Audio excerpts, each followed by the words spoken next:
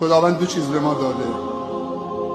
یکی عقل داده که فکر کنیم، مثبت فکر کنیم، زیبا فکر کنیم، مفید فکر کنیم و از خدا بخواهیم که استعداد و هوش ما را افزایش بده. این دعا خیلی دعای خوبیه. در حق هم دعا بکنیم که خدایا استعداد و هوش ما را شکوفا بساز.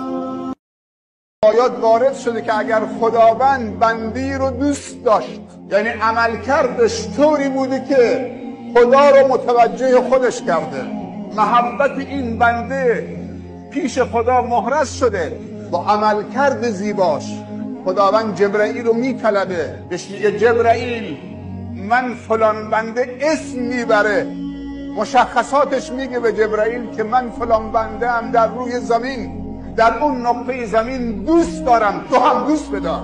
اگر جبرائیل میتونه سرپیچی بکنه، بعد جبرائیل که فرمانده کل فرشتگان است، مطاع ثم امین، صدا میزنه در ملکوت اعلی که الله رب العزت و الجلال فلان بنده رو دوست داره، اعلام دوستی باش کرده. شما هم